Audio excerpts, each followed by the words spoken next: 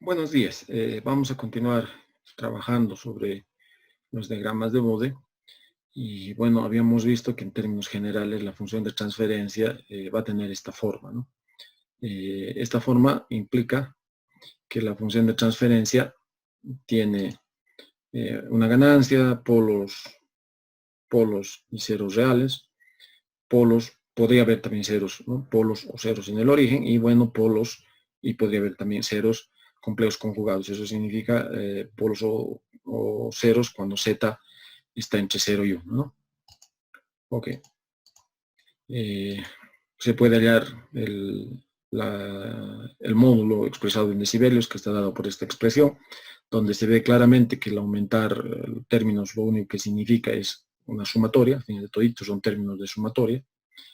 Y bueno, en tema de la fase lo mismo, ¿no? O sea, es enteramente la sumatoria de los ángulos de cada uno de los factores. De los ceros va con signo positivo y de los polos va con signo negativo, ¿no?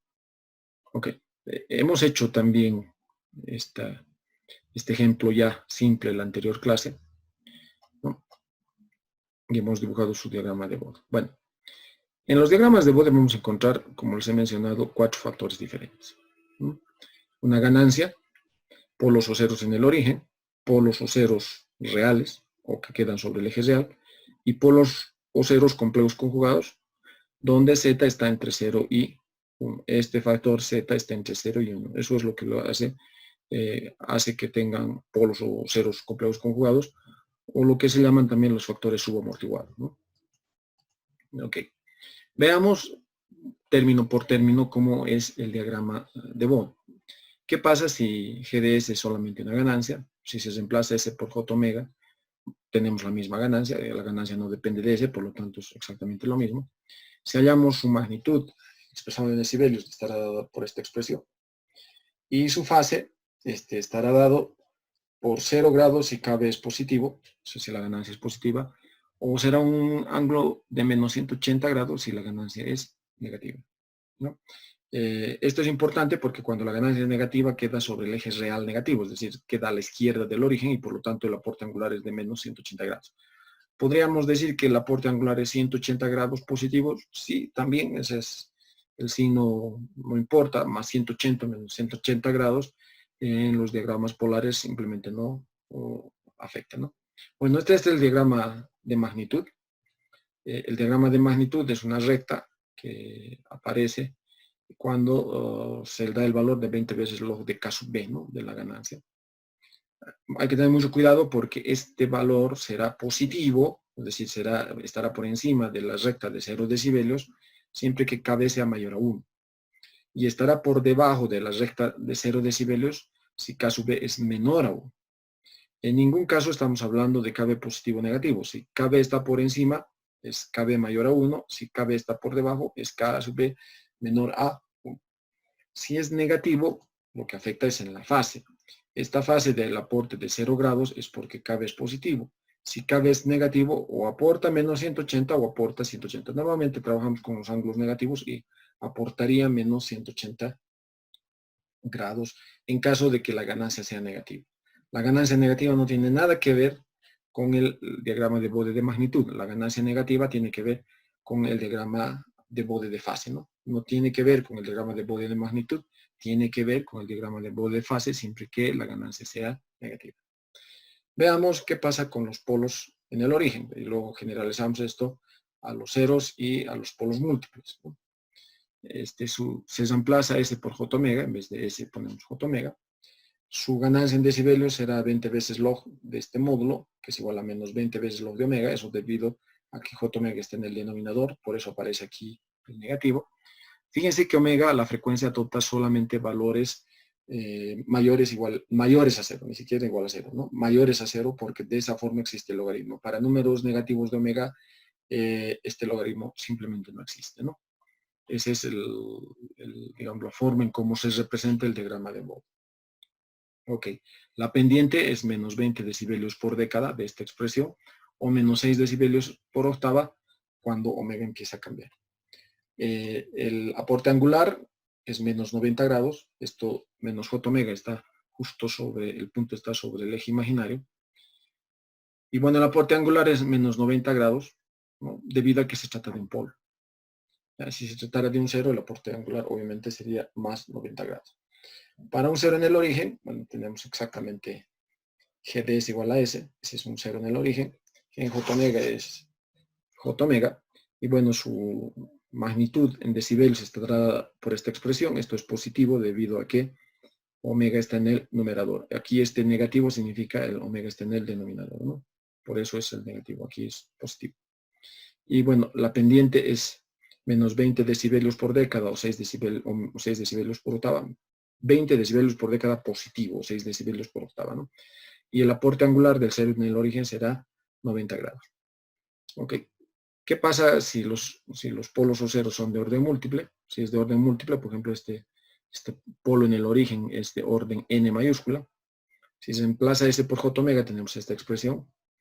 ¿Ya? Si encontramos su módulo, nos dará esta expresión, que no debería representar gran dificultad de encontrar esto. Menos 20 veces multiplicado por el orden del polo en el origen por el log de omega.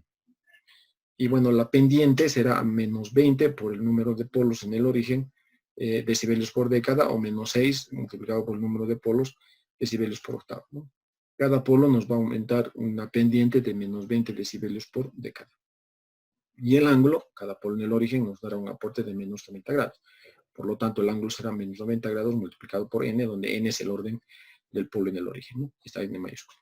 Bueno, la gráfica de magnitud y de fase del polo en el origen, y de ceros en el origen, de polos y ceros en el origen será, si fuese un polo en el origen, es justamente esta gráfica, esta de aquí, ¿no? J omega a la menos 1, ese es un polo en el origen. Es una recta que cruza en omega igual a 1, ¿ya? Las rectas que corresponden a polos o ceros en el origen siempre van a atravesar la recta de los ceros del 0 decibelios cuando omega es igual a 1, ¿no? Bueno, para el polo en el origen baja con menos 20 decibelios por década, atraviesa la recta de 0 decibelios en 1, eso se puede ver fácilmente en esta expresión, ¿no? Si omega 1, esto vale 0. Si omega 1, esto vale 0. Lo mismo que sea de polos o ceros de orden múltiple, ¿no? Si omega es igual a 1, esto es 0.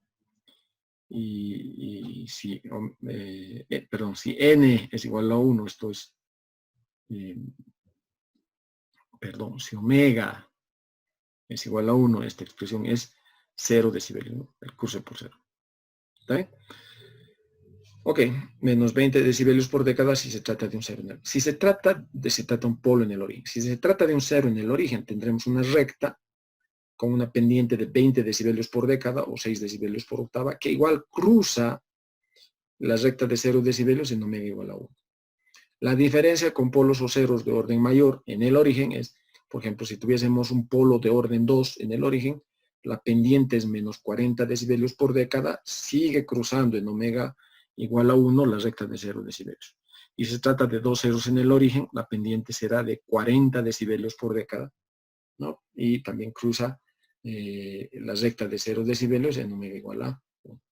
Si fuese 3, es una recta lo mismo, o sea, digamos, 3 polos es una recta igual, solo que ya no tendría una recta de menos 40, tendría una recta de menos 60 decibelios por década, que igual cruza hacia el 0 decibelios en omega igual a.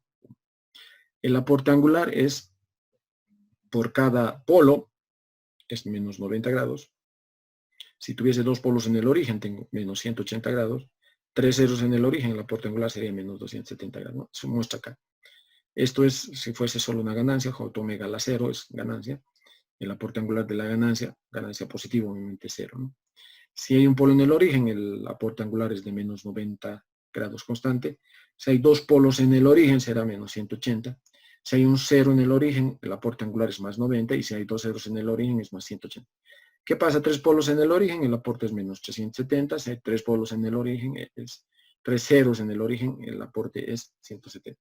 Y así sucesivamente, o sea, cada uno de los polos o ceros en el origen, en fase, si es un polo, contribuye con menos 90, y si es un cero, contribuye con más 90. ¿Ok? ¿Qué pasa con polos o ceros reales? Bueno, analicemos un polo simple, polo real. Esto está expresado en forma de constantes de tiempo. Les he dicho que para hallar la respuesta en frecuencia siempre tenemos que expresar en forma de constantes de tiempo. G en J omega estará dado por esta expresión. Se puede encontrar el módulo de esto. Si encuentran el módulo, van a encontrar que el módulo, esto es 1 sobre, el módulo es la raíz cuadrada de 1 al cuadrado más tau cuadrado omega cuadrado, es el módulo de un número complejo. Como esto está a la menos 1, es menos 1 medio, y si ese menos 1 medio, que es el exponente, baja a multiplicar por las propiedades del logaritmo, vamos a tener menos 10, aquí era 20, como viene menos 1 medio, esto es menos 10, el logaritmo del módulo del número que está ahí adentro, ¿no? Que está dado por esta expresión. Ahora, el ángulo será el arco tangente de tau omega. Fíjense que omega 1, vamos a definir, este omega 1 nos va a dar la frecuencia esquina de los diagramas asintóticos, es igual a 1 sobre tau. Y si ven 1 sobre tau, es lo mismo que hablar del polo de la función de transferencia, ¿no? Entonces, la frecuencia esquina, la frecuencia donde se unen las rectas asintóticas, es igual al valor del polo. Lo mismo ocurre en el valor del cero, ¿no? O sea, en el cero. ¿Ya? Este es el diagrama asintótico de Bode, 0 hasta omega 1, hasta la inversa de la constante de tiempo, o el polo, y a partir de ahí empieza a bajar con menos 20 decibelios por década. En la porta angular es cuando omega es igual a omega 1, es decir, omega 1 es igual a 1 sobre tau, perdón. Si esto reemplazamos aquí, es evidente que phi de omega va a ser menos 45 grados. Entonces, el diagrama, digamos, la aproximación lineal de fase será cuando omega es igual a omega 1, tenemos menos 45 grados, una década antes es 0 grados, una década después es menos 90 grados. O lo que es lo mismo, esta recta estaría con una pendiente de menos 90 grados por cada 2 décadas. O sea, pero lo mejor es ver en esto de la aproximación del ángulo es cuando omega es igual a 1, el ángulo es menos 45 grados. A partir de ahí, medir una década antes, a partir de ahí, medir una década después, para poder trazar la recta del aporte o del diagrama lineal de fase de un polo de primer orden, ¿no? ¿Está bien? Resumiendo, omega 1 acá es menos 45, una década antes 0, una década después menos 90 grados. ¿No? Cuando omega es igual a 1, hasta ahí la ganancia es 0 decibelios, y a partir de omega igual a 1, de esa frecuencia, esto empieza a bajar con menos 20 decibelios por década. ¿Qué pasa? Hay un 0 en el eje real, exactamente lo mismo. O sea, se reemplaza ese por j omega, se halla ahora el módulo expresado en decibelios, que es 10 veces log de 1 más tau cuadrado omega cuadrado. Esto es una recta, un pendiente de menos 20 decibelios por década o menos 6 decibelios por octava, a partir de la frecuencia esquina, que es 1 sobre tau, ¿no?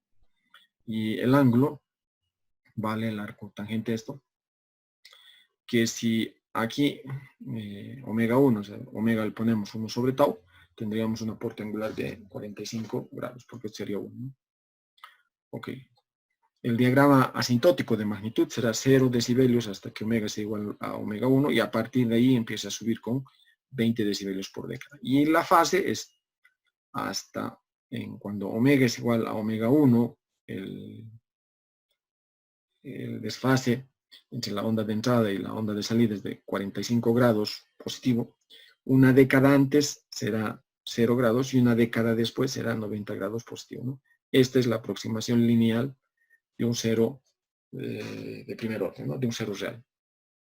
¿Qué pasa con los polos complejos conjugados? Bueno, esta es la función de transferencia. Si se emplaza S por J omega, nos va a dar esta expresión, ¿no? Que en forma normalizada la podemos expresar, porque fíjense, es omega sobre omega n, aquí también aparece omega sobre omega n. Entonces, de dividir la frecuencia entre omega n, le vamos a llamar la frecuencia normalizada, y lo vamos a reemplazar, vamos a hacer un cambio de variable por 1. Entonces, G en J omega será 1 sobre 1 más J veces, J que viene por aquí, 2 veces Z, y bueno, J al cuadrado es menos 1 al cuadrado. ¿No? La ganancia en decibelios, hay que hallar la ganancia acá, negativo es porque se trata de polos, menos 10 veces el logaritmo de, bueno, la parte real elevada al cuadrado más la parte imaginaria al cuadrado. Y bueno, el desfase estará dado por esta expresión, ¿no? El arco tangente, negativo obviamente, porque se trata de un polo, lo mismo que acá, 2 veces ZU sobre 1 menos U cuadrado. Ok. Si en esta expresión analizamos para U mucho menor a 1, el módulo se aproxima a 1, ¿no? Eso se puede ver aquí. Si U es mucho menor que 1, es decir, por ejemplo, está acercando a 0, esto prácticamente es igual a 1 cuadrado. Y bueno, aquí si U se aproxima a 0, este va a ser un término mucho más pequeño. No se olviden que Z es un término entre 0 y 1, prácticamente es 0. Entonces nos queda menos 20 veces log de 1, que es 0 decibelios. Está acá. El aporte angular lo mismo, es 0 grados. ¿Qué pasa para U mucho mayor a 1? Entonces, tenemos que la magnitud expresada en decibelios es aproximadamente a menos 10 veces log de U a la cuarta, ¿no? Eso viene de aquí, cuando U es mucho mayor a 1. Cuando U es mucho mayor a 1, digamos, pongámosle 100 al cuadrado es 10.000, 1 menos 10.000 es 9.999, es aproximadamente 10.000, ¿no? Entonces esto es 1 menos prácticamente un número gigantesco, ¿no? Que con 1 es un número muy grande. Menos 10.000 al cuadrado menos 1 es 9.999, que elevado al cuadrado es un número, primero que desaparece el negativo, y elevado al cuadrado es un número muy grande. No ocurre lo mismo con esto, así que nos quedamos solamente con la parte esta de acá, que es lo que se muestra acá, ¿no? Y esto, bueno, está expresando que hay una pendiente de menos 40 decibelios por década cuando se está trabajando con el módulo, ¿no? Y la frecuencia es mucho, U es mucho mayor que 1, o lo que es lo mismo, omega es mucho mayor que omega n. La pendiente será de menos 40 decibelios por década o menos 12 decibelios por octava, ¿no? El aporte angular es, cuando U es mucho mayor a 1, es aproximadamente menos 180. ¿Está bien? Las asíntotas de magnitud se unen en 0 decibelios, es decir, la frecuencia esquina es cuando U es igual a 1, o lo que es lo mismo, omega sobre omega n es igual a 1. Eso significa cuando omega sea igual a omega n, ¿no? Ahí está el punto de esquina, o punto donde se unen las asíntotas. Bueno, el diagrama de Bode real de un polo complejo conjugado se muestra acá. Ya hay algunos detalles que hay que analizar. Por ejemplo, que si bien viene con 0 decibelios hasta que omega sea igual a omega n, o lo que es lo mismo U igual a 1, y a partir de ahí empieza a bajar con menos 40 decibelios por década, justo en las cercanías de omega igual a omega n, aparece esto que se llama el sobrepico de resonancia. Es decir, empieza a subir la magnitud para luego descender muy rápidamente, ¿no? Atenuar muy rápidamente la señal de entrada. Aquí la amplifica en la parte inicial. ¿Está bien? Y el diagrama de fase, en realidad es este de acá, ¿no? O sea, a medida que Z es cada vez más pequeño, la distorsión, fíjense, respecto a una curva como la que aparece en un sistema de primer orden se distorsiona, ¿ya? Pero bueno, la fase, o sea, fíjense que menos 90 cruza siempre 1, más una década después vale menos 180, una década antes vale 0, ¿no? Esta distorsión se debe al valor de Z, ¿no? La diferencia entre la curva real de magnitud y la asíntota depende de Z. Bueno, derivando la ecuación de magnitud, igualando a 0, ¿no?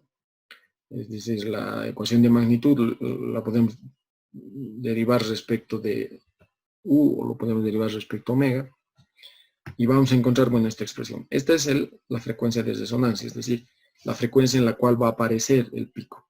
Y el pico nos va a dar de esta forma, ¿no? Este es el pico de la frecuencia, ¿no? Que está dado por esta expresión, ¿no? Y vemos, bueno, una cosa importante es que el pico de resonancia depende de valor de Z. Exactamente igual que el sobrepico en el tiempo, el pico de resonancia depende de Z, ¿no? Z está dada por esta expresión. El MPW es el máximo valor de magnitud o pico de resonancia. Bueno, aquí podemos obtener mediante un ábaco, este es un ábaco que lo propone Dorff en su libro, para con algún valor de Z poder calcular cuánto vale el pico de resonancia y cuánto vale, ¿no? La frecuencia de resonancia. Aquí medimos la frecuencia de resonancia. Aquí medimos la frecuencia de resonancia. Y aquí medimos el sobrepico, ¿no? La frecuencia de resonancia, perdón, normalizada. Eso es lo que quería decir, ¿no? Entre la frecuencia de resonancia normalizada. Veamos. Por ejemplo, veamos para un Z igual a 0,5. Si vemos un Z igual a 0,5, intersectamos con esta primera curva, que es el pico de resonancia, y luego venimos acá. Fíjense que el pico de resonancia es 1, 1.05, 1.1, 1.15, 1.20, ¿no? Fíjense, es 1.16 más o menos. El pico de resonancia, ¿no? 1.16 más o menos, pico de resonancia para un Z igual a 0.5. ¿Ya? ¿Y qué pasa con la frecuencia de... Este es el pico de resonancia, ¿no? ¿Qué pasa con la frecuencia de resonancia? Si subimos para Z igual a 0.5, ¿no? Vamos a intersectar esta curva, la curva de la relación entre la frecuencia de resonancia y la frecuencia natural no amortiguada, y encontramos que esta relación, de acuerdo con esto, en 0.5 vale aproximadamente 0.75. 0.75, sí, señor. Bien. Entonces, fíjense que hay, primero que es una relación no lineal entre Z y el pico de resonancia, y más todavía no es una relación lineal entre la frecuencia de resonancia y Z, ¿no? No son, estas son curvas obtenidas de manera, digamos, reemplazando valores, pero uno puede ver que no son lineales, ¿no? Bueno, evaluando, se puede calcular gen J omega si se evalúan los vectores a lo largo del eje omega, ¿no? Por ejemplo, para este sistema de segundo orden, supongamos que los polos del denominador son S1 y menos S1 complejo conjugado. Si se reemplaza en esta expresión S por J omega, que es lo que les he dicho para acelerar la respuesta en frecuencia, tendríamos esta expresión, ¿no? S1 y S1 complejo conjugado son las raíces de esta expresión. Fíjense que para llegar a este punto no estamos poniéndolo en forma de constantes de tiempo porque perderíamos el sentido geométrico de polo si hacemos ese trabajo, ¿no? Entonces el módulo estará dado por esto y el ángulo estará dado por esta expresión. Ok. Evaluando para o sea, esto lo vamos a representar en forma de vectores y se evalúa esto para omega 0, omega igual a omega r y omega es igual a omega d. Omega r es la frecuencia de resonancia, omega d es una frecuencia, digamos, mayor que la frecuencia de resonancia que puede ser utilizada, ese es omega d, ¿no? Ok. Aquí está lo que les mencionaba. Para evaluar, se trazan los vectores hasta el punto donde se quiere evaluar. GD es igual a...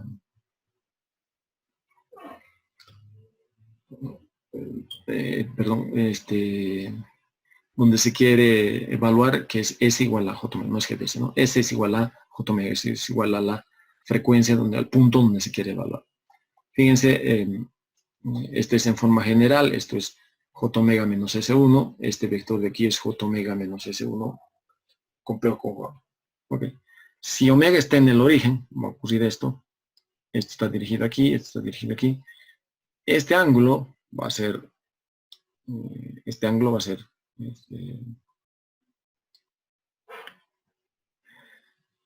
igual que este otro ángulo, de modo que el aporte angular realmente es cero, ¿no? Fíjense que este polo aporta menos θ1, este polo aporta más θ1, por lo tanto, si se suma este ángulo negativo con este ángulo positivo, vamos a tener un ángulo de 0. Bueno, las magnitudes de esta magnitud y esta magnitud son las mismas. No se olviden que estas son las magnitudes del polo y por lo tanto van en el denominador. Por lo tanto, la magnitud, pongamos entre comillas, real, es 1 sobre la división entre estas magnitudes, ¿no? Lo que estamos buscando, o sea, es la magnitud, que es la división entre las magnitudes de los vectores de los polos. El numerador es solo omega n, ¿no? Fíjense, como tenemos que dividir entre los módulos, este es el valor máximo que vamos, en este punto, con este vector y con este vector, ¿no? Como hay que dividir, ¿ya? El máximo que se va a poder encontrar es cuando cuando omega es igual a omega r, que están evaluando acá, ¿no? Y a partir de ahí, a medida que suba esto, los módulos se van a hacer cada vez más grandes, de modo que el módulo de la señal cada vez se va a aproximar a 0. Y los ángulos, este ángulo se va a aproximar a 90 y este ángulo también a 90, y por lo tanto el aporte angular será menos 180 grados cuando omega tienda al infinito, ¿no? Este omega es una frecuencia arbitraria, donde se quiere evaluar en forma vectorial la señal, ¿no? O perdón, la función transferencia, ¿no? Bueno, aquí está lo que les mencionaba, ¿no? Una vez que se empieza a dividir entre los módulos, esta es la magnitud. Y este es el desfase, ¿no? Que comienza con 1 y el desfase 0 grados y, bueno, tiende a menos 180 grados. Tiende a menos 180 grados a medida que omega va subiendo, ¿no? Eso también de que el ángulo tienda a menos 180 grados es fácil ver acá, porque cuando omega suba hasta el infinito, este ángulo va a tender a 90 y este ángulo va a tender a 90, ¿no? Eso es menos 90, menos 90.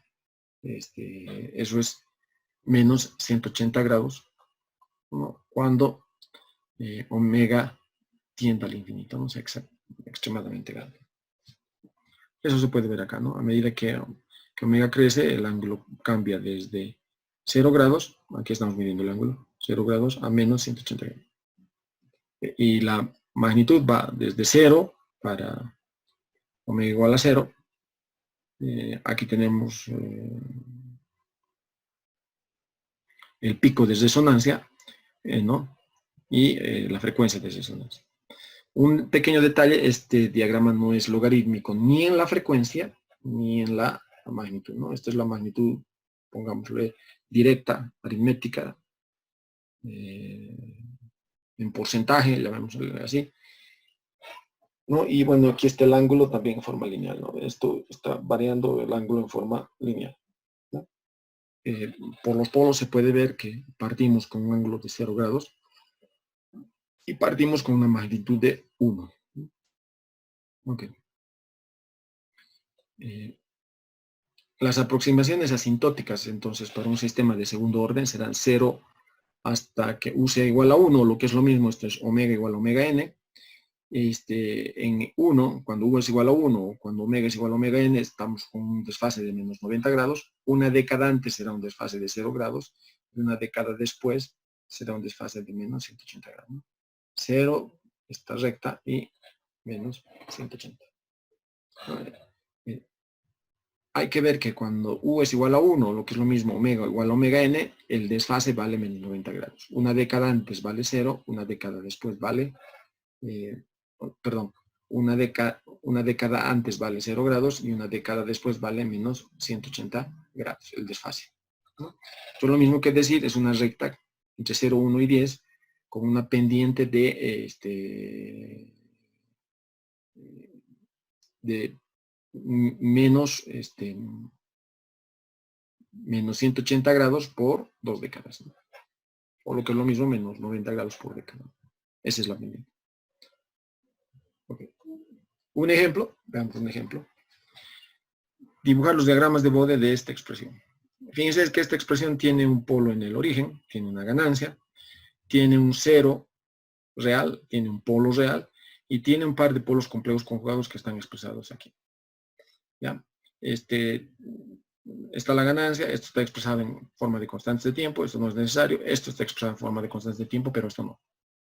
Si expresamos en forma de constantes de tiempo, es decir, lo dividimos numerador y denominador entre 2500, aquí nos va a dar 5, que tiene que darnos, y acá se ha factorizado, o sea, aquí tendría que ser s cuadrado sobre 2500, es lo mismo que decir s sobre 50 al cuadrado, 1 sobre 30 sobre 2500, y ese 30 sobre 2500 puede ser expresado de esta forma, más 1.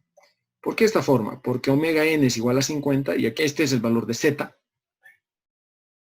y este es el valor de la frecuencia natural no amortiguada. 2 veces z y el valor de la frecuencia natural no amortiguada. Z03 significa que tiene un sobrepico notorio, ¿no? Ok. Si reemplazamos ahora S por J omega, una vez que hemos expresado esto en forma de constantes de tiempo, vamos a obtener esta expresión. Vamos a dibujar el diagrama asintótico con azul para la ganancia, con amarillo para el polo real, con rojo para el polo en el origen, para el cero real, disculpen, con rojo en el polo en el origen, con verde el polo real y con morado vamos a dibujar el diagrama de Bode para el par de polos complejos conjugados. Cuidado que el que afecta es este 0,3 de z, ¿no? Ok, aquí estamos. Este es el aporte de la ganancia, K igual 5. 20 veces por log de 5, 20 veces por log de 5, es el valor de magnitud que tenemos en decibelios. Eso es igual a 14 decibelios, ¿no? Lo que está mostrando aquí, 14 decibelios. La ganancia es mayor a 1, por lo tanto es positivo, es decir, queda por encima de los 0 decibelios. ¿Está bien? Veamos con el polo en el origen. Como les dije, el polo en el origen cruza, aquí está omega igual a 1. Cruza 0 decibelios, cuando omega es igual a 1. El aporte angular del polo en el origen es menos 90 grados. El aporte angular de la ganancia tendría que ser 0 grados, pero no se ha dibujado porque es 0. O sea, no tiene aporte. Pero bueno, lo que es importante es cruza 0 decibelios en omega igual a 1. 10 a la 0 es 1. ¿No? Es el polo en el origen. Es un solo polo, por lo tanto cae con menos 20 decibelios por década. Fíjense, entre esto y esto hay una década, y entre cada una de estas divisiones es 20 decibelios, ¿no? Menos 20 decibelios por década. Para el polo en 2, en omega igual a 2, ¿no? O lo que es lo mismo para tau igual a 1 medio, 0,5, hay 0 decibelios hasta 2, fíjense, aquí he puesto 2, aquí está 2. Hay 0 decibelios hasta 2 y a partir de ahí cae con menos 20 decibelios por década, ¿no? Fíjense, si aquí parte en 2, una década después tendría que estar en 20, 2 décadas después tendría que estar en 200, menos 20 decibelios por década. Y en el caso del ángulo, ¿no? Justo en 2 vale menos 45, una década antes vale 0, o sea, en 0.2 vale 0, y en 20, que es una década después de 2, vale menos 90 grados. Este es el diagrama asintótico de ángulo. Para el 0 en omega 10, dibujamos, o sea, determinamos 10, es hasta 10 vale 0, a partir de ahí empieza a subir con 20 decibelios por década, ¿no? En el aporte angular, justamente en 10 vale 45, positivo porque se trata de un 0, una década antes vale 0, una década después vale 90, ¿no? Entonces, está yendo con entre 0 y 90 con la pendiente de los ángulos, ¿no? Y por último nos queda el par de polos complejos conjugados. Par de polos complejos conjugados va a ser hasta 50, 0, omega n es igual a 50, y a partir de ahí empieza a caer con menos 40 decibelios por década. En omega igual a 50, esto vale menos 90 grados. Una década antes, omega igual a 5, es 0 grados. Y una década después, si estamos en 50, estamos hablando de 500, va con menos 180 grados. Sin embargo, este término tendría que considerarse el sobrepico, porque tenemos un z igual a 0,3. Pero bueno, para los diagramas asintóticos solo necesitamos cuánto vale omega n, ¿no? Lo que les he dicho, ¿no? El punto de esquina o el punto donde se unen las asíntotas es justamente en omega igual omega n, ¿no? Eso es lo que quería mostrar claramente. Ok, si se suma, nos da esta expresión, ¿no? Fíjense que en el caso de la magnitud para bajas frecuencias, ninguno de los polos, ni el polo real, ni el par de polos complejos conjugados aporta, el cero real tampoco. Pues los que aporta son el polo en el origen, que es la recta roja, y el polo, o la ganancia, perdón, ¿no? Y la ganancia. Bueno, esto empieza a bajar con menos 20 decibelios por década. Fíjense que para omega igual a 1, donde el polo en el origen cruza 0 decibelios, se traslada al valor de los 14 decibelios, que es el que aporta la ganancia, ¿ya? A los 14 decibelios, y ahí cruza, hasta ahí llega, por ahí pasa el diagrama de Bode de magnitud, ¿no? Eso hasta que aparezca el polo en 2, a partir de ahí en esta recta empieza a bajar con menos 40 decibelios por década, pero esto va a estar bajando así hasta que aparece, o que se deja notar el efecto del 0 en 10. A partir de ahí, como estaba bajando con menos 20 decibelios por década, empieza a bajar con menos, aquí era menos 40, aquí es menos 20, ¿no? ¿Hasta cuándo? Hasta que aparezca el polo doble en omega igual a 50. Como estaba bajando con menos 20 y este está bajando con menos 40, este tiene que bajar con menos 60 decibelios por década, ¿no? Fíjense que estamos aquí hablando en 50 y si ven 500, o sea, 200, 300, 400, 500, aquí, ¿no? Se van a dar cuenta que hasta aquí hemos bajado con menos 60 decibelios por década, ¿no? Que acá son menos 60 decibelios por década. ¿Está bien? Ok. Este es el diagrama asintótico completo. Sin embargo, lo que les decía, o sea, hay que corregir, ¿no? La parte asintótica, se está mostrando, pero en la curva exacta, fíjense que hay que corregir, ¿no? En la distorsión que nos introduce el polo complejo conjugado con omega n igual a 50, ¿no? Bueno, y este es el tema de los diagramas de fases, ¿no? Del polo en 2, del 0 en 10, el ángulo aparece menos 90 grados en 50, pero hay una distorsión, ¿no? O sea, no es la recta que hemos mostrado, sino más o menos el aporte angular del polo complejo cuando z es igual a 0,3. Y bueno, el resultante estará dado por esta expresión. Fíjense que no fomenta,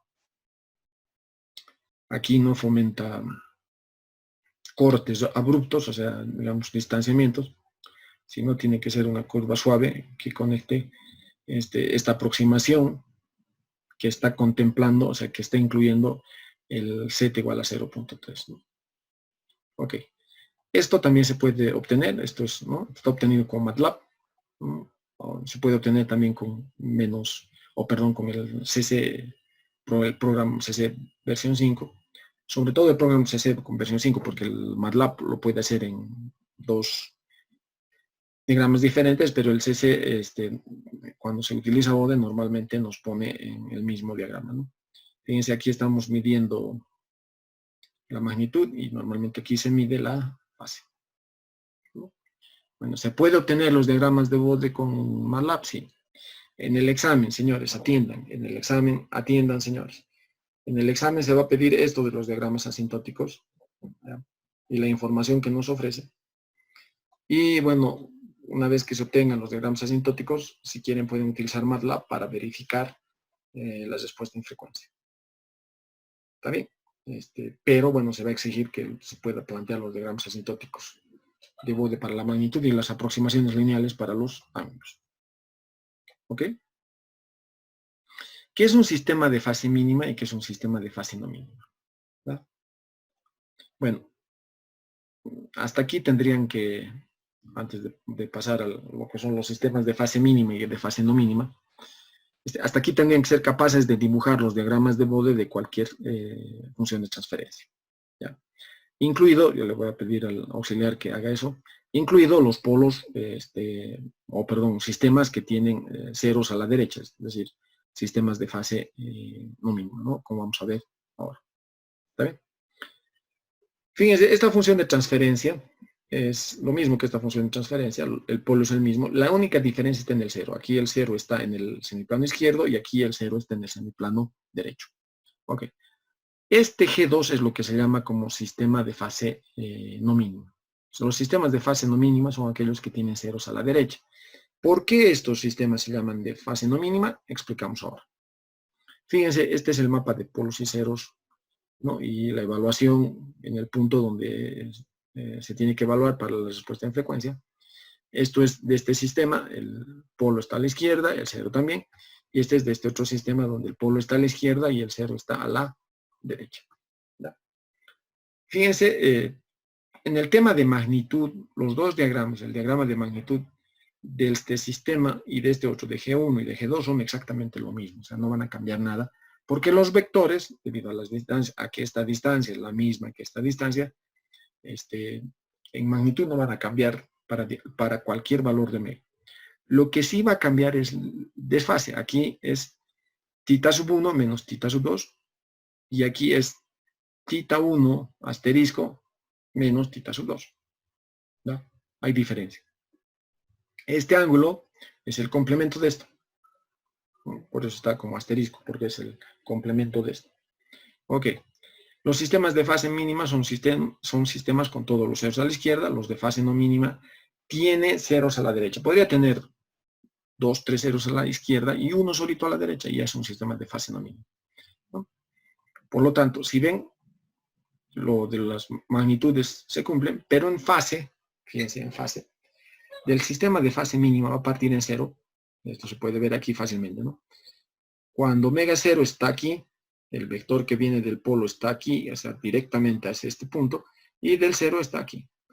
El aporte del 0, cuando está completamente vertical, esto es 0, y del polo el aporte angular también vale 0. A medida que va subiendo, a medida que omega va subiendo hasta el infinito, fíjese que el θ 1 va a estar tendiendo a 90 grados, y θ 2 también va a estar tendiendo a 90 grados. Entonces, si resto el ángulo de θ 1 menos el ángulo de θ 2, voy a tener 90 menos 90, 0 grados. Entonces, a partir de 0 grados ya termina en 0 grados. A medida que va cambiando, ¿no? Se ve que hay digamos, una variación en el ángulo. Parte en 0, termina en 0, ¿no? El 0 tiene un valor menor que el polo, por eso el 0 está más hacia la izquierda que el polo, ¿no? Y en el sistema de fase no mínima, fíjense, si parten en 0 está aquí, el vector del 0 está en horizontal en dirección negativa, y el ángulo del polo está hacia el 0 con un ángulo de 0.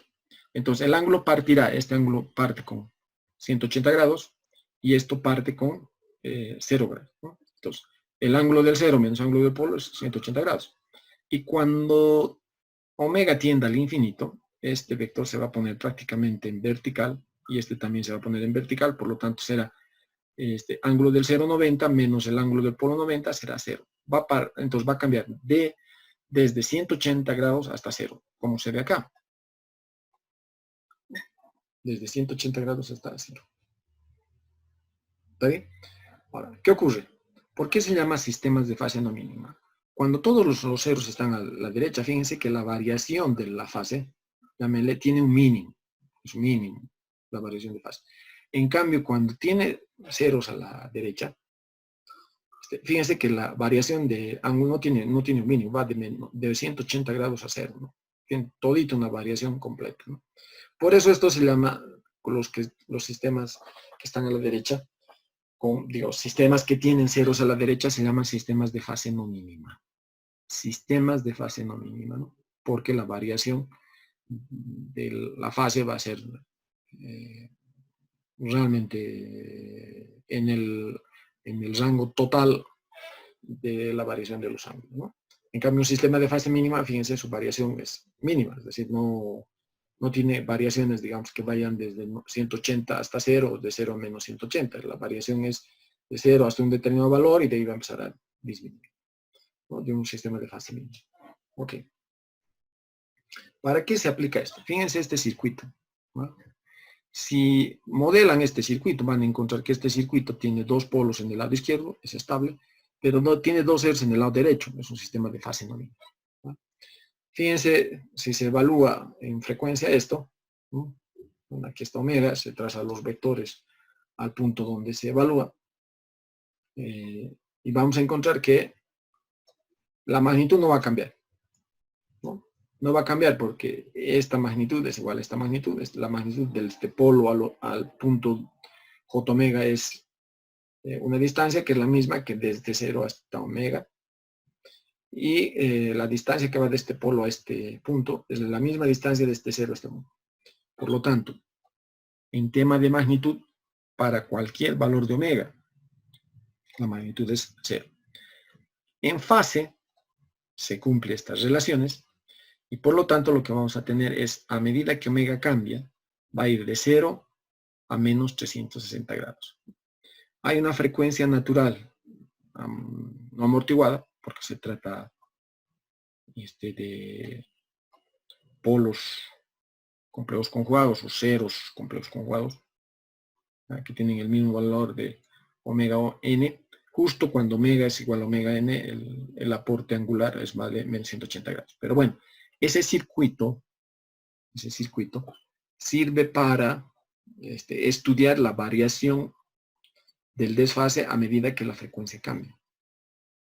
La variación del desfase a medida que la frecuencia cambia. Para ajustar esos desfases, planteamos este circuito, que lo que esté aquí va a ser exactamente lo que esté aquí. Pero, o sea, la tensión de salida siempre va a ser igual a la tensión de entrada, pero que la frecuencia de la señal de salida va a cambiar de acuerdo a cómo omega cambia desde valores muy pequeños hasta valores muy grandes, ¿no?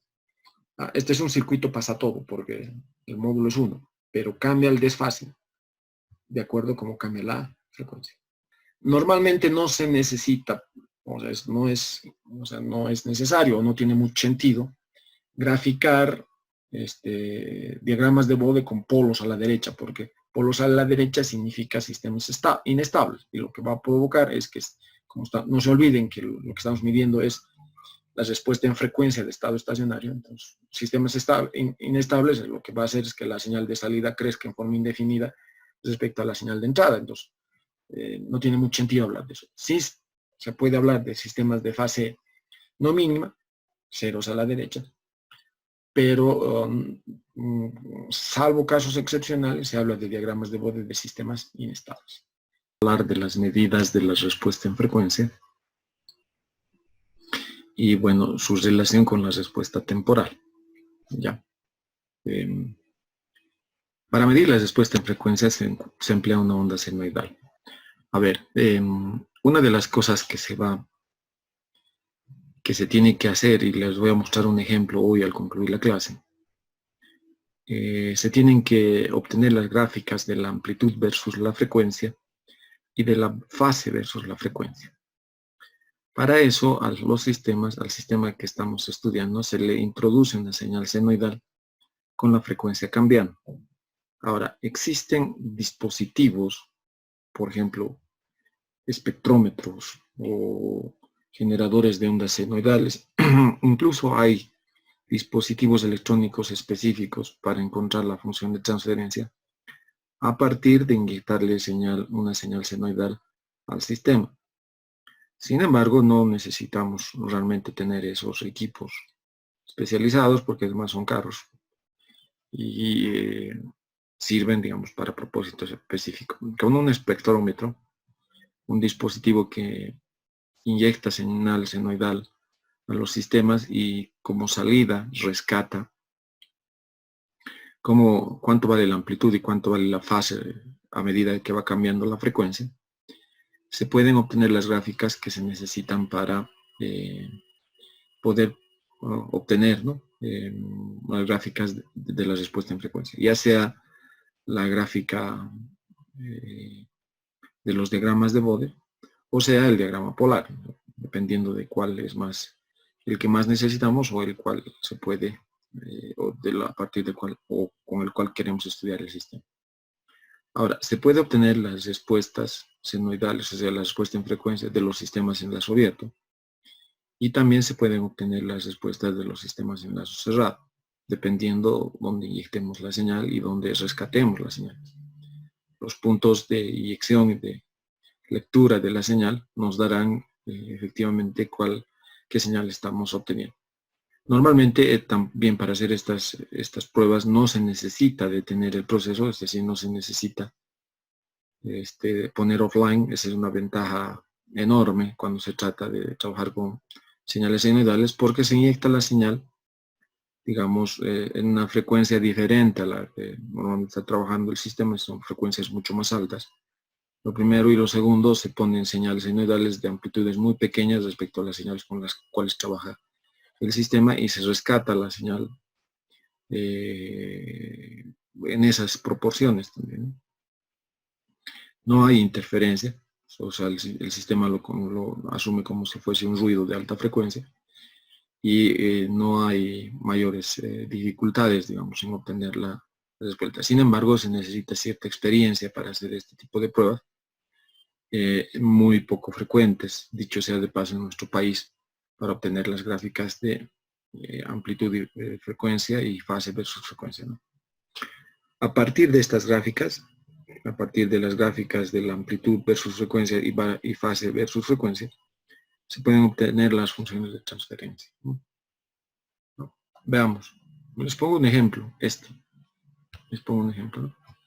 Se ha obtenido, primero que no se va a obtener una gráfica tan, digamos, tan lisa, ¿no? tan suavita. Normalmente hay saltos, como les voy a mostrar al final de esta clase, una curva real, ¿no? Y bueno, esta es la curva de la frecuencia versus la amplitud a la salida y la frecuencia versus la fase a la salida. Ya, esto de la magnitud es una relación entre la amplitud de la señal de entrada y la señal de salida. Eso también se conoce desde el principio de la definición de la respuesta en frecuencia. Un pequeño detalle que es importante mencionar es para fines de control, estos dispositivos, por ejemplo, tienen un rango que van desde 0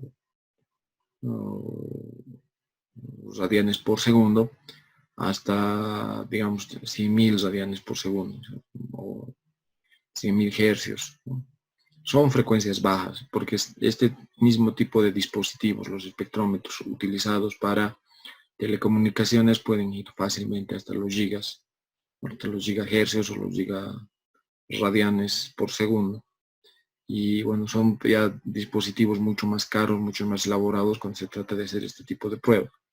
Para fines de control, los espectrómetros son de baja frecuencia, estoy hablando de desde 0 a 100 hasta 100 kilohercios, por ejemplo, ¿no? O sea, kilociclos por segundo que se necesita para ya la respuesta en frecuencia. Bueno, fíjense, es justamente lo que se ha hecho acá. Este es el diagrama de Bode, que va entre 10 a 100.000, y este es el diagrama de Bode de magnitud, ¿no? Y este es el diagrama de Bode de fase, que va desde 100 hasta 100.000. Ahora, les pido por favor, a ver, nos fijaremos en esta señal. Esta señal viene así, baja. El dato que tenemos es que este pico se presenta a la frecuencia de 2450 radianes por segundo. No se olviden que la frecuencia se mide en radianes por segundo. Ok, Fíjense la respuesta en baja frecuencia, son 0 decibelios. Y a partir de una determinada frecuencia empieza a descender. Lo mismo que la respuesta en alta frecuencia está tendiendo a 0 decibelios. Ok, para poder hallar la respuesta lo que hacemos es, ¿se acuerdan que en el sistema de primer orden, el error, o sea, la frecuencia esquina, se presentaba cuando la diferencia que entre la señal asintótica, o sea, perdón, la gráfica asintótica y la gráfica real tenían una diferencia de 3 decibelios. Bueno, entonces trazamos esta recta punteada en menos 3 decibelios y vemos dónde corta. ¿Ya? Vemos dónde corta. ¿Por qué? Porque evidentemente esta curva, como está viniendo hasta acá, puede ser aproximada por esta recta asintótica de menos 20 decibelios por década, pero si queremos encontrar la frecuencia esquina, es decir, la frecuencia a la cual cambia de 0 a menos 20 decibelios por década, tenemos que encontrar la diferencia de los 3 decibelios, que eso está mostrado acá. Por si acaso, eso también nos sirve en la alta frecuencia. Eso también nos sirve en la alta frecuencia, el corte por menos 3 decibelios. ¿Ya? Porque aquí, evidentemente, vamos a tener un cambio de más 20 decibelios por década a 0. Ok, a 0 decibelios por década. Entonces, en esta frecuencia, en los 300 radianes por segundo, se puede entender que hay un polo, ¿no? Porque está yendo de 0 decibelios a bajar a menos 20 decibelios por década. ¿No? Aquí hay un polo. Aquí también en 20, en la frecuencia de 20.000 radianes por segundo, tenemos un polo porque está yendo de una pendiente de más 20 decibelios por década a 0. O sea, aquí hay un aporte de menos 20 decibelios por década en la pendiente y por lo tanto aquí vamos a tener también un 0. Ya el sistema nos está hablando de dos ceros reales, uno que se presenta en omega igual a 300, o el polo va a estar en menos 300, y otro en omega igual a 20.000, o lo que es lo mismo, el polo va a estar en menos 20.000. ¿Está bien? Ahora, está bajando. Fíjense, aquí hay un cambio, justo en esta frecuencia, de menos 20 decibelios por década a más 20 decibelios por década. De menos 20 a más 20. Entonces, este cambio de pendiente nos dice claramente, nos está aumentando 40 decibelios, porque está cambiando de menos 20 a más 20. Esos 40 decibelios nos pueden dar dos ceros reales o dos ceros complejos conjugados. ¿Ya? Fíjense que la diferencia entre este diagrama asintótico que está llegando, o sea, no estamos considerando todavía este otro, solamente estamos considerando el del polo que está en menos 300, baja, ¿no? Y corta la recta, esta recta vertical que se ha trazado justamente en el pico de resonancia, ¿no? En 2450, y bueno, se puede establecer este punto con esta recta y que intersecta la recta de la frecuencia, ¿no? Del pico de resonancia. Y encontramos que la diferencia es 10 decibelios. El pico, entonces, que nos está introduciendo es de 10 decibelios. Ok, como hay un pico aquí de resonancia de 10 decibelios, entonces estamos hablando de un par de ceros subamortiguados, es decir, de un par de ceros complejos conjugados. ¿Ya? Ahora, podemos comparar esto con esto. Esto es para un par de polos, pero bueno, podemos invertirlo si se trata de un par de ceros, ¿no es cierto? Un par de polos va a ir de 0 y luego va a empezar a bajar con menos 40 decibelios por década. Un par de ceros va a ir 0 y luego va a subir con 40 decibelios por década. Pero lo que me interesa que vean es, por ejemplo, el pico de 10 decibelios. Pico de 10 decibelios. Fíjense, se da para más o menos z igual a 0.15. Vamos a calcular z. Pero bueno, tenemos que tener una idea de que el pico se da para z igual a 0.15. Aquí está el pico. Ahora fíjense, el pico de resonancia no coincide con omega n, son diferentes, ¿no? El omega r, que es el pico de resonancia, es diferente al omega n. Ahora fíjense también cómo hace el cambio de ángulo, ¿no? El cambio de fase. Con 0.15, fíjense, el 0.15 es esta curvita que está acá. Fíjense cómo el cambio de fase se hace de manera abrupta, o sea, de manera muy rápida, a medida que Z es cada vez más pequeño. Para 0,15 es esta que vemos acá, es la tercera, ¿no? Y el cambio de fase se hace de 0 a menos 180 grados, ¿no? Y el cruce justamente está en menos 90 grados, ¿no? Esta gráfica lo hemos obtenido para el sistema de segundo orden y lo vamos a aplicar precisamente para el par de ceros complejos conjugados que tiene nuestro problema. Como aquí hay 10 decibelios, estamos hablando más o menos de Z igual a 0,15. Del par de ceros nos va a cambiar de menos 20 decibelios a más 20 decibelios porque tiene un aporte en pendiente de 40 decibelios por década. Y bueno, ya hemos encontrado que en las altas frecuencias tenemos un polo en menos 20.000 o la frecuencia esquina del polo real estará en 20.000. Entonces, aquí está la función de transferencia, ¿no? Hay dos polos reales y hay un par de polos complejos conjugados. Lo que tenemos que determinar es cuánto vale P1, cuánto vale P2, y es facilito de determinar. P1 vale 300 por este polo, P2 vale 20.000 por el segundo polo. Y bueno, lo que tenemos que determinar ahora es cuánto vale Z y cuánto vale omega n. Ya, el sobrepico está dado por 20 veces log del pico de resonancia, que es igual a 10 decibelios, ¿no? Esta distancia. Ahora, tenemos la fórmula. El pico de resonancia está dado por esta expresión, 1 sobre 2 veces z raíz cuadrada de 1 menos z al cuadrado. La frecuencia de resonancia, esta también la vamos a utilizar, es omega n, la frecuencia natural no amortiguada, la raíz cuadrada de 1 menos 2 z al cuadrado. Ok. Este pico de resonancia no está dado en decibelios, este pico de resonancia está dado en forma decimal, no en forma porcentual. Entonces tenemos que calcular a partir de esto, de esta ecuación, el pico. Tenemos el valor del pico, ¿no? Es 10 decibelios en el ejemplo, pero bueno, esos 10 decibelios los convertimos a valor porcentual y nos da que el pico es 3.1623 cuando estamos hablando de 10 decibelios. Ok. Si resuelven de forma, porque es una ecuación trascendente, si resuelven en forma numérica, el valor del pico de resonancia en función de Z, van a encontrar que Z vale 0,16.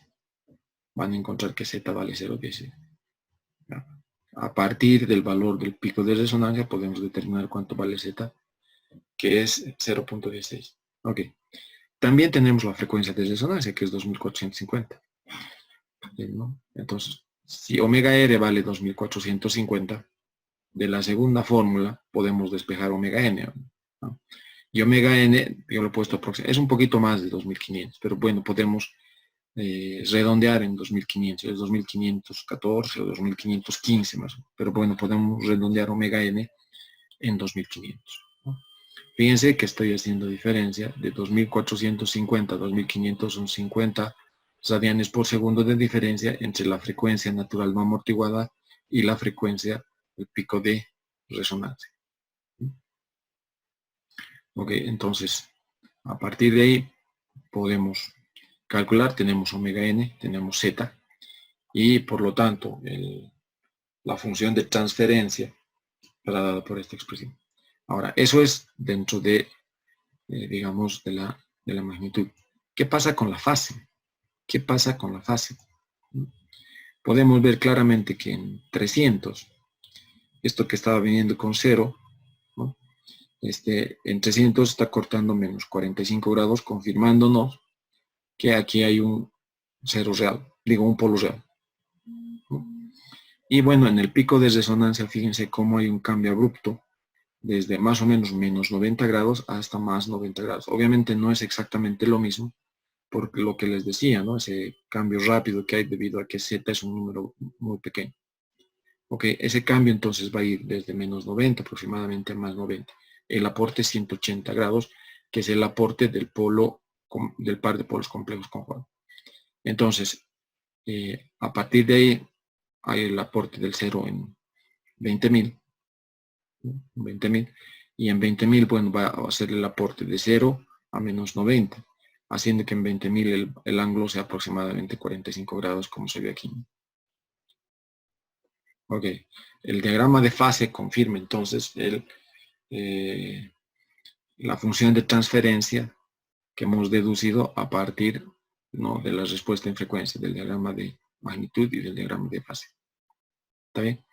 Este tipo de problemas donde se plantea los diagramas de Bode, y a partir de los diagramas de Bode deducir la función de transferencia, son muy útiles porque en la industria lo que vamos a tener es precisamente estas respuestas para poder identificar el modelo del proceso, ¿no? Identificar ya sea en lazo abierto o en lazo cerrado. Tenemos que identificar, y eso se hace a partir de las curvas que se pueda obtener de magnitud y fase respecto a la variación de la frecuencia. ¿Qué dispositivo electrónico permite medir esto? Es, por ejemplo, un espectrómetro, ¿no? Hay muy buenos digitales, ahora son todos digitales, con memorias, o sea, hay muy buenos dispositivos industriales que nos permiten hacer esto. Obviamente el trabajo de esos dispositivos no va a sustituir el trabajo del ingeniero para poder establecer el modelo del proceso. Ok. ¿Cuáles son las especificaciones? ¿Cuáles son las especificaciones del comportamiento de la respuesta en frecuencia? Ya. Comencemos. ¿Cómo se relaciona la respuesta en frecuencia con la respuesta transitoria esperada del sistema? La respuesta en frecuencia con la respuesta temporal. ¿Cómo están relacionadas? Dado un conjunto de especificaciones en el dominio del tiempo, del funcionamiento transitorio. A ver, ¿cuál es el conjunto de especificaciones en el dominio del tiempo? Lo que establecen el funcionamiento transitorio. ¿Cuáles serán las especificaciones en frecuencia? O al revés, teniendo las especificaciones en frecuencia, ¿qué conjunto de especificaciones en el dominio del tiempo se están cumpliendo? Primero, en el funcionamiento transitorio, los que no han llevado conmigo van a tener que repasar un poquito esto. El funcionamiento transitorio se establece, 1, por el sobrepico, ¿no? El overshoot, ¿no? El tiempo de pico, en el momento en que aparece, ¿en qué momento aparece?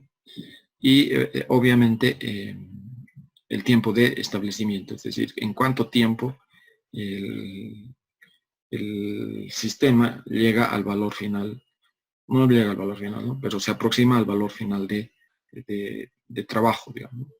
Esos son del funcionamiento transitorio, y obviamente hay una especificación más que es el dominio, que está en el dominio del tiempo, y es el tiempo de, perdón, el error de estado estacionario.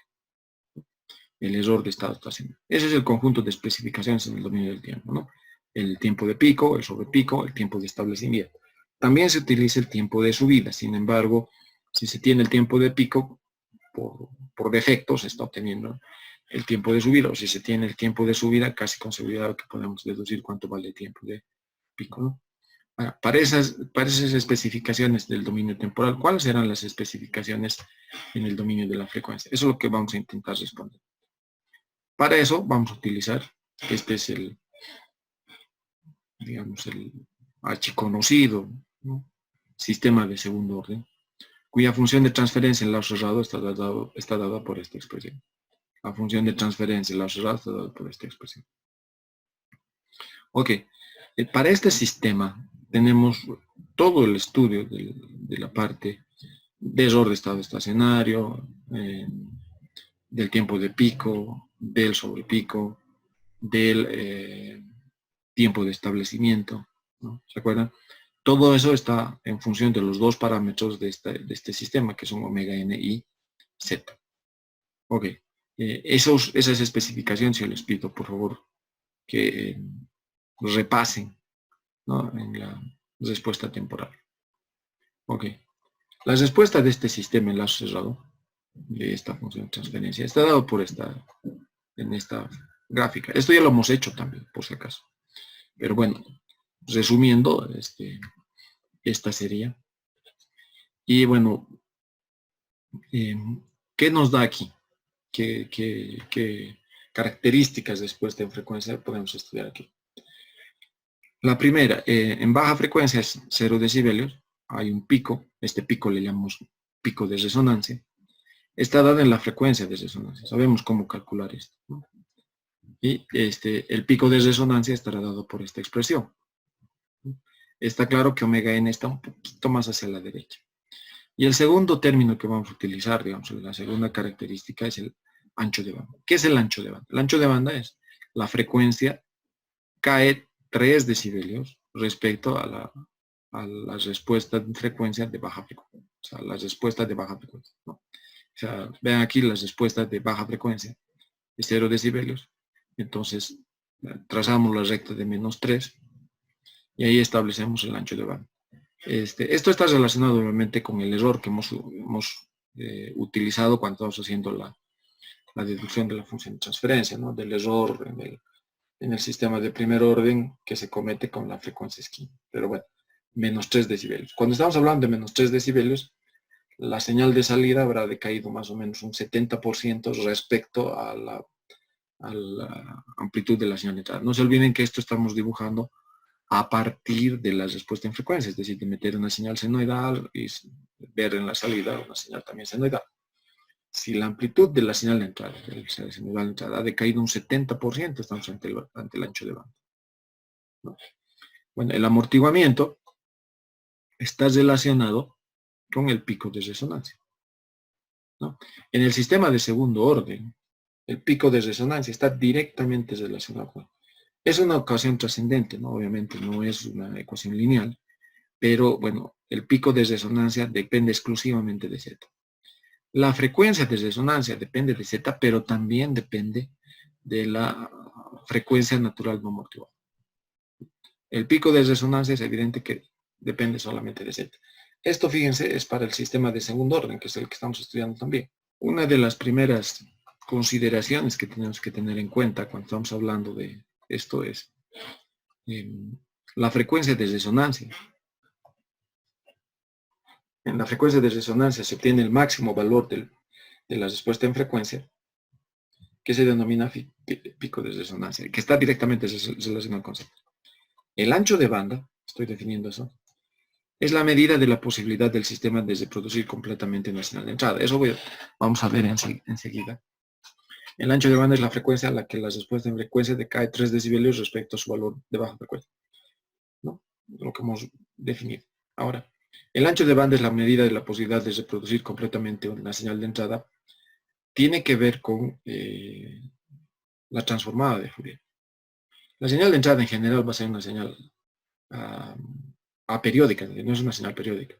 Ya, pero Fourier nos decía, ¿no?, que, bueno, si tenemos todo el espectro, vamos a poder reproducir integrando, mediante la integral de la transformada inversa de Laplace, la señal original. Si se puede reproducir exactamente todito el espectro, es decir, la frecuencia entre 0 e infinito. Sin embargo, en este sistema de segundo orden ya se puede ver que las frecuencias las altas frecuencias son filtradas, ¿no? Por lo tanto, el ancho de banda es la medida de la posibilidad de producir completamente la señal de entrada, porque si tendríamos un ancho de banda infinito, es decir, no decae la señal de entrada. Si tenemos una recta en 0 decibelios, eso quiere decir que la ganancia siempre es 1 y la señal de entrada se va a reproducir a la salida. Entonces, si hacemos la integral, o sea, la transformada inversa de Fourier de la señal de salida, vamos a poder establecer claramente cuál es la señal de entrada, porque no se ha perdido nada en el transcurso. Pero eso no ocurre. Todos los sistemas siempre se comportan como filtros pasa abajo, pues dejan pasar las bajas frecuencias, pero las altas frecuencias las filtran. Entonces, el ancho de banda, cuanto más grande sea, entonces cuanto más, digamos, mayor sea, más posibilidades tenemos de reproducir exactamente o completamente la señal de entrada. ¿Ya? No, por si acaso, para fines prácticos, no es conveniente que el ancho de banda sea infinitamente grande, que sea muy grande. ¿Por qué? Porque con un ancho de banda grande también se dejan pasar las frecuencias que son perturbaciones en el sistema, como son las frecuencias de ruido, las frecuencias que introducen ruido, sobre todo el ruido electromagnético en los sistemas, vienen en alta frecuencia. Por lo tanto, este ancho de banda no tiene, o sea, no es conveniente que sea indefinidamente grande, tiene límites, ¿no? Límites físicos que se nos imponen. Eso es lo primero. Y lo segundo, los sistemas a los cuales les sometemos a la respuesta en frecuencia tienen comportamiento de filtro pasabajo, es decir, las altas frecuencias de todas maneras las van a filtrar. Y por lo tanto, este ancho de banda no es indefinidamente grande. Esto nos limita la parte física del proceso. ¿Está bien? Pero bueno, el ancho de banda es la medida de la posibilidad de reproducir completamente la señal de entrada. Esto hay que tomar en cuenta. Ok, por lo tanto, la frecuencia de resonancia y el ancho de banda pueden relacionarse con la velocidad de la respuesta transitoria. ¿De qué modo? Si el ancho de banda se incrementa, el tiempo de subida, el tiempo de establecimiento de la respuesta entre tal escalón decrecerá. Cuanto más grande es el ancho de banda, más rápida es la respuesta. Y si es más rápida la respuesta, el tiempo de establecimiento y el tiempo de subida van a ser cada vez más pequeños. En otras palabras, si quieren una respuesta más rápida, aumenten el ancho de banda. Pero como les digo, esto tiene límites físicos, prácticos que nos impone el sistema. El sobrepico ante una entrada de escalón, el MP, el overshoot, se relaciona con el pico de resonancia a través de Z. El sobrepico en el tiempo depende exclusivamente de Z. No es una ecuación lineal, evidentemente es una ecuación trascendente, pero a partir de determinar Z podemos determinar el pico en el tiempo. Y lo mismo para el pico de resonancia. Si se tiene Z, se puede específicamente calcular el pico de resonancia. Por lo tanto, el pico de resonancia se incrementa si el pico ante entrada de escalón también se incrementa. Cuanto más grande sea el pico de resonancia, más grande es el pico en el tiempo. Fíjense, no estoy poniendo relaciones matemáticas para esto, porque evidentemente se trata de ecuaciones trascendentes cuyas soluciones, tanto para el ancho de banda como para el sobrepico, tienen que ver con soluciones numéricas, o sea, si quieren, soluciones de búsqueda, ¿no? Mediante métodos numéricos. El tanteo, o sea, tanteando los valores, también es parte de los métodos numéricos, ¿no? Entonces, no se está estableciendo directo, porque son ecuaciones trascendentes, que despejar los valores exactamente es prácticamente no es posible, ¿no? Ok. El ancho de banda puede ser aproximado si se relaciona con la frecuencia natural del sistema. Eso vemos en esta gráfica, ¿no? Fíjense, esta es la relación del ancho de banda con la frecuencia natural no amortiguada ante diferentes valores de Z, ¿no? Y esta es la aproximación lineal. Esto ya habíamos visto antes. Esta aproximación lineal, por si acaso, es la que muestra Dorf. Si ustedes ven cubo, probablemente esta aproximación sea diferente. Esta aproximación sea diferente, porque depende mucho de los autores, ¿no? Nosotros vemos acá la que plantea Dorf en su libro, y fíjense que es una aproximación lineal que solo sirve entre Z03 y Z08, ¿no? Es por donde está la línea celeste. Y es una aproximación adecuada porque los errores que introduce son realmente muy pequeños. Pero bueno, aquí podemos ver, ¿no?, que el ancho de banda puede ser aproximadamente relacionado con la frecuencia natural del sistema.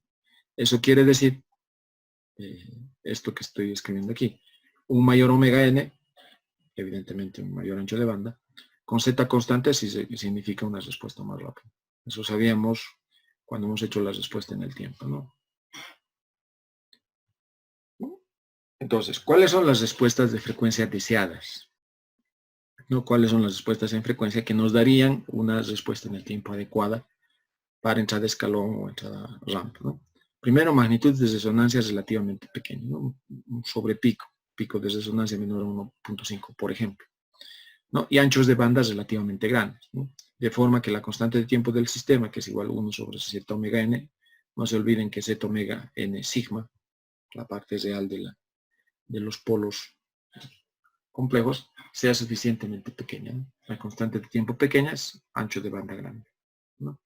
Entonces ahí la respuesta es más rápida y se aproxima la respuesta, la salida, se aproxima más rápidamente o se aproxima de mejor manera a la señal de entrada. Ahora, es evidente que la utilidad de estas especificaciones de frecuencia con el funcionamiento transitorio depende de la aproximación del sistema a uno de segundo orden por los complejos conjugados, es decir, a uno de sistema de segundo orden subamortiguado. ¿Ya? Ya hemos visto también esto cuando estábamos hablando de la respuesta en el tiempo, en control 1, y hemos visto qué son los polos dominantes, ¿no? Entonces, si los polos dominantes son un par de polos complejos conjugados, esto es, estas relaciones que acabo de mostrarles se van a cumplir perfectamente. ¿Está bien? Lo bueno es que una gran parte, un gran porcentaje de procesos industriales se pueden aproximar, o tienen los polos dominantes como un par de polos complejos conjugados, ¿no? Es decir, se puede aproximar por un sistema de segundo orden. ¿Está bien? Pero bueno, hay casos en los que no y hay que hacer un estudio mucho más profundo. ¿Ya? ¿Qué pasa con el error de estado estable? Ya no estamos hablando del transitor, sino ahora estamos hablando del error de estado estable, del error de estado estacionario. Está relacionado con los polos en el origen y la ganancia, ambos del lazo abierto, ¿no? O sea, tenemos que ver la función del lazo abierto y en función de la ganancia y los polos en el origen es que sabemos cuál es la respuesta, el error de estado estacionario. Para un sistema de segundo orden con entrada rampa, el error de estado estacionario es el límite cuando t tiende infinito de E sub t, que es igual a A sobre kb. A es la pendiente de la rampa que se introduce y kb es la constante de error de velocidad. Obviamente, hemos encontrado esto porque el sistema, hemos utilizado esta entrada rampa porque el sistema de segundo orden que hemos considerado es de tipo 1. ¿No? Es un polo en el origen, la función de transferencia de trayectoria directa y por lo tanto un sistema tipo 1 en entrada de escalón, el error de estado estacionario es 0, pero ante entrada rampa es una constante y está dado por esto. Ok, A es la pendiente de la señal rampa de entrada y KB, es decir, la constante de error de velocidad es igual al límite cuando S tiende a 0 de S por GDS. Cuidado que esto se está aplicando porque la realimentación es unitaria. Cuando el sistema tiene una realimentación diferente a la unitaria, esto no se puede aplicar, no se puede calcular así como se está viendo KB. Esto es el límite cuando S tiende a 0 de S, aquí está la función de transferencia del lazo abierto, como pueden ver, de S sobre, por la función de transferencia. Y esto es igual a omega n sobre 2z. ¿Ya? KB, por lo tanto, es omega n sobre 2z, de acuerdo al cálculo que estamos haciendo acá. Para diagramas de Bode, si planteamos los diagramas de Bode del lazo abierto, y para hacer eso, ponemos la función de transferencia del lazo abierto en forma de constantes de tiempo, vamos a encontrar esto, ¿no? Es omega sobre 2z, S sobre 1, 2 veces z omega n por S más 1. Y bueno, a esta 1 sobre 2z, le vamos a llamar tau, constante de tiempo de este sistema de primer orden. Y esto de aquí es KB. ¿No es cierto? Ok. Para sistemas tipo 1, la ganancia es KB. Para sistemas tipo 1, hay un polo en el origen, la ganancia es KB. En general, para una función de transferencia tipo n es esta mayúscula, donde hay n polos en el origen, esta constante K es la ganancia del error de estado estacionario. Eso significa, si fuese tipo 0, esto es n0, K es Kp, que es la ganancia es la constante de error de posición. Bueno, si el tipo 1, como el que hemos estado viendo, esto es Kb, es la constante de error de velocidad. Si es de tipo 2, es decir, este n mayúscula es 2, este K es el Ka, que es la constante de error de aceleración para un sistema de tipo 2. ¿No? Ahora, para un sistema tipo 0, es decir, donde no hay polos en el origen, este K es el Kp, ¿no?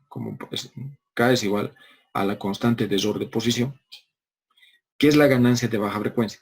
Mucho cuidado con esto, porque K es la constante es la ganancia de baja frecuencia, y ustedes pueden determinar Kp directamente del diagrama de Bode, ¿no? Porque en baja frecuencia para este sistema, el diagrama de Bode de magnitud es una constante, y justamente esa constante es la constante de error de posición que se necesita para el cálculo del error de estado estacionario ante entrada escalón. Para un sistema de segundo orden, veamos, para un sistema tipo 1, que es un sistema con un polo en el origen, la constante K que podamos calcular es la constante de error KB, ¿no? La constante de error de velocidad, y aparece como la ganancia de baja frecuencia en el diagrama de magnitud. ¿No? Veamos, para el ejemplo, ¿se acuerdan que este es el ejemplo que hemos dibujado? ¿No? Se tiene que KB vale 5, porque aquí está expresado en forma de constantes de tiempo y por lo tanto esta ganancia KB es igual a 5. Si solo se considera la ganancia y el polo en el origen, está, digamos, con esto, ¿no? Omega, por si acaso, es menor al 1 sobre la constante de tiempo, tau sub 1.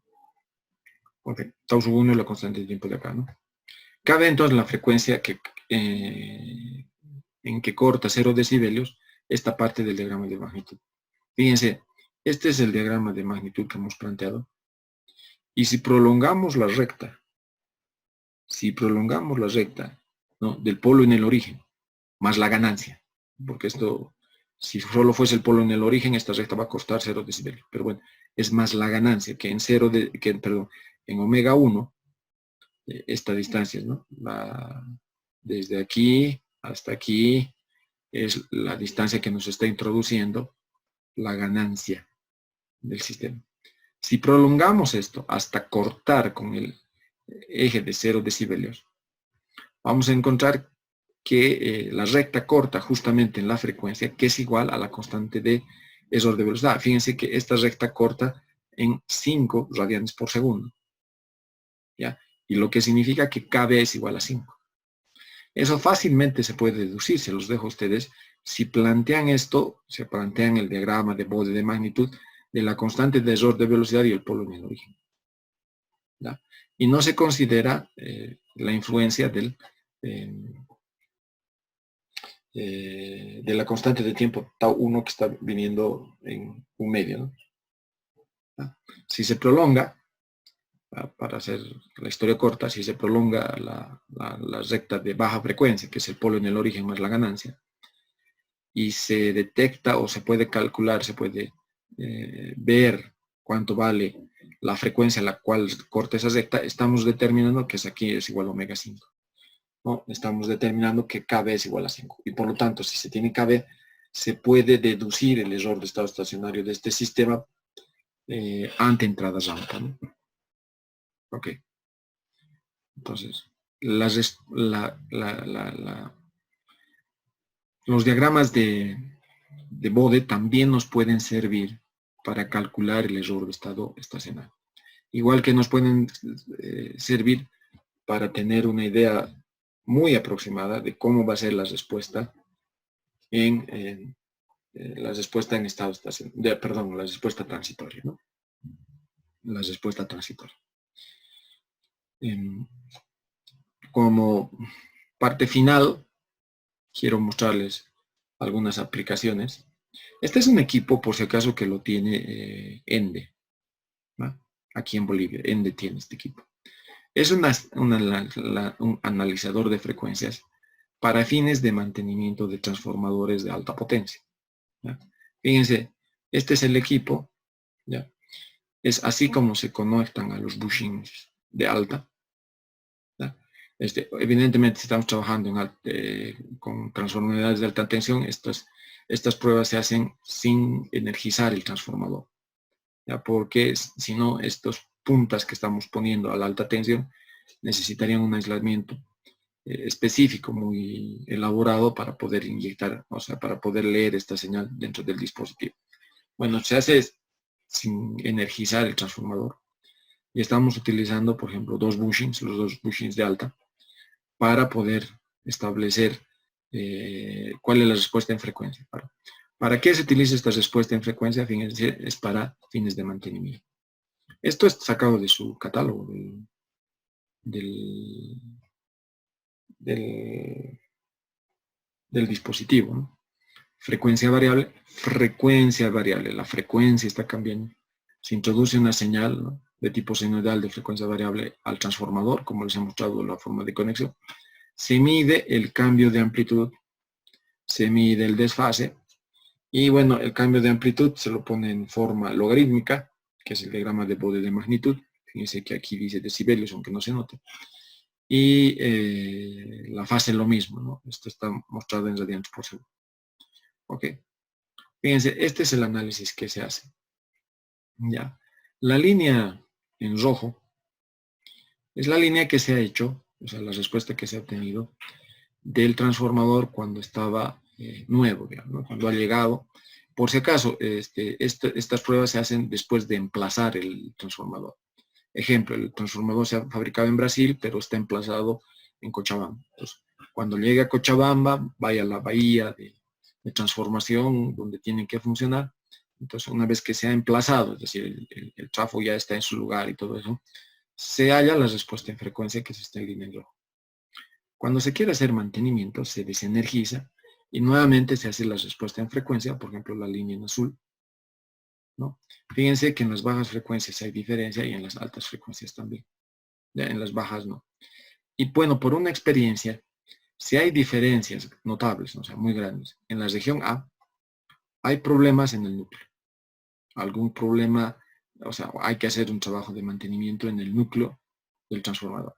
Si está en la región B, que en este caso no hay una interacción entre devanados. Aquí no hay. Los devanados están perfectamente aislados y no hay diferencia. Si está en C, es en la estructura del devanado. Aislación, espiras bien configuradas, etc. Y si está en la región D, las diferencias, hay una configuración de medición, hay que revisar la configuración de medición, incluyendo la conexión de puesto a tierra, ¿no?, en esta parte de alta frecuencia. ¿Ya? ¿Por qué se utiliza esto? Por si acaso, estas pruebas de mantenimiento no sustituyen a las pruebas que suelen hacer los ingenieros eléctricos que conocen bien, ¿no? Las pruebas de aislación, pruebas de conexionado, bueno, todas las pruebas que se hacen. ¿Por qué se prefiere hacer esto en frecuencia? Por una simple razón, porque cuando hay que hacer el mantenimiento de esos trafos, lo que normalmente hay que hacer es desarmarlos. Y desarmar ese trafo es todo un trabajo realmente laborioso y caro. Entonces se prefiere hacer esto si las respuestas en frecuencia no hay grandes diferencias. Entonces el trafo está bien y no se necesita hacer ningún otro mantenimiento, ¿no?, salvo los mantenimientos, digamos, convencionales que se tienen sobre ver la rigidez dialéctrica del aceite y, bueno, los niveles de aislación, nada más, ¿no? Y bueno, si se necesita hacer un mantenimiento, o sea, hay grandes diferencias, ya se sabe, ya se tiene una idea clara de dónde atacar, o sea, dónde están los problemas que necesita el trafo para su mantenimiento. Lo importante de esto es que es la aplicación de la respuesta en frecuencia para fines de mantenimiento, ¿no? No solamente en esto, hay muchísimas aplicaciones que se puede hacer en la industria. Lastimosamente en Bolivia no hay mucha cultura en la parte de los ingenieros de aplicar esta respuesta en frecuencia para hacer los trabajos que les he mencionado. Salvo este equipo. No solamente tienen este equipo, tienen otros equipos más que hacen exactamente la misma labor para temas de mantenimiento en ENDE, ¿no?, en la Empresa Nacional de Electricidad. Bueno, eso es lo que quería mostrarles, ¿no? Hemos trabajado con todos estos puntos, ¿no?